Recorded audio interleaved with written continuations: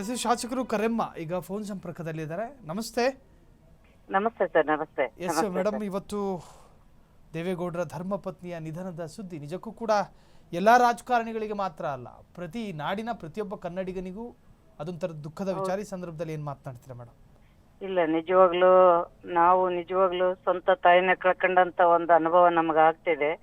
ಯಾಕಂದ್ರೆ ಅವರು ಒಂದು ಕುಟುಂಬಕ್ಕ ಒಂದು ತಾಯಿಯಾಗಿರ್ಲಿಲ್ಲ. ಇಡೀ ನಾಡಿನಾದ್ಯಂತ ಪ್ರತಿಯೊಬ್ಬರಿಗೂ ಕೂಡ ಪಕ್ಷದವ್ರಿರ್ಲಿ ಹೊರಗಿನವ್ರಿರ್ಲಿ ಯಾರೇ ಬರ್ಲಿ ಅವರು ಪ್ರೀತಿಯಿಂದ ಮಾತಾಡಿಸಿ ಕಳಿಸ್ತಿದ್ರು. ಇವತ್ತು ಅವರ ಒಂದು ಅಗಲಿಕೆ ನಮಗೆಲ್ಲ ಬಹಳ ಒಂದು ಬರಸಿಡಿಲ್ ತರ ಅನಿಸ್ತದ. ಹಂಗಾಗಿ ಬಹಳ ನೋವು ಅನಿಸ್ತದ ಸರ್. ಅವ್ರ ಬಗ್ಗೆ ಹೇಳ್ಬೇಕಂದ್ರೆ ಸಾಕಷ್ಟಾದ ಅಂತ ಸರಳ ವ್ಯಕ್ತಿತ್ವ ಇರೋಂಥದ್ದು, ಮತ್ತೆ ಅಷ್ಟೇ ಪೂಜೆ ಮಾಡಿ ದೇವರ ಒಂದು ಮೊರೆ ಪ್ರತಿ ಒಂದು ಇದರಲ್ಲಿ ಕೂಡ ಅವರು ಈಗ ಸನ್ಮಾನ್ಯ ದೇವೇಗೌಡರು ನಮ್ಮ ದೇಶದ ಮಾಜಿ ಪ್ರಧಾನ ಮಂತ್ರಿಗಳವರು ಹೋರಾಟದಿಂದ ರಾಜಕಾರಣಕ್ಕೆ ಬಂದ್ರು. ಅಂತವ್ರಿಗೆ ಬೆಂಬಲವಾಗಿ ಬೆನ್ನೆಲುಬಾಗಿ ನಿಂತಂತ ಒಬ್ಬ ಧೀಮಂತ ಮಹಿಳೆಯವರು ಇವತ್ತು ಇಡೀ ನಾಡಿಗೆ ಬಹಳ ತುಂಬಲಾರದ ನಷ್ಟ ಆಗ್ಯದ. ನಮ್ಮ ಪಕ್ಷಕ್ಕೆ ಕೂಡ ಬಹಳ ನಮ್ಮ ಸ್ವಂತ ತಾಯಿನ ಕಳ್ಕೊಂಡಂತ ಅನುಭವ ಆಗ್ತಿದೆ ಸರ್. ಈ ಹಿಂದೆ ಭೇಟಿ ಮಾಡಿದ ನೆನಪುಗಳನ್ನ ಮೆಲುಕು ಹಾಕ್ಬೋದಾ ಮೇಡಮ್?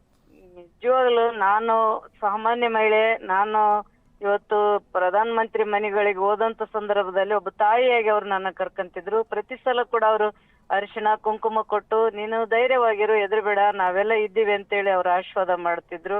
ನಾನು 2 ದಿನದ ಕೆಳಗ ಮಣಿಪಾಲ್ ಹಾಸ್ಪಿಟ್ಲಿಗೆ ಹೋಗಿ ಅವರ ಒಂದು ಆರೋಗ್ಯವನ್ನು ವಿಚಾರಿಸಿದೆ. ನಾನು ಕರೆಮ್ಮ ಬಂದಿನಮ್ಮ, ನಾನು ಅಮ್ಮ ಅಂತೇಳಿ ಅವ್ರಿಗೆ ಅಂದಾಗ ಅವ್ರು ಕಣ್ ತೆರೆದು ನೋಡಿ ಅವ್ರು ನಿಜವಾಗ್ಲೂ ಆಶೀರ್ವಾದ ಕೂಡ ಮಾಡಿದ್ರು. ಅವರು ಬಹಳ ಒಂದು ಸ್ಪಂದಿಸಿದ್ರು. ಆದ್ರೆ ಅವ್ರಿಗೆ ಏನ್ ಆಗೋದಿಲ್ಲ ಅನ್ನೋಂಥದ್ದು ನಾವು ಅನ್ಕೊಂಡಿದ್ವಿ. ಆದ್ರೆ ದೇವರು ನಿಜವಾಗ್ಲೂ ನಮಗೆಲ್ಲ ಅನ್ಯಾಯ ಮಾಡಿದ್ರು. ಎಸ್ ಥ್ಯಾಂಕ್ ಯು ಮೇಡಮ್, ಇಷ್ಟೊತ್ತು ಫ್ರೀಡಮ್ ಟಿವಿ ಜೊತೆ ಮಾತನಾಡಿದ್ದಕ್ಕೆ.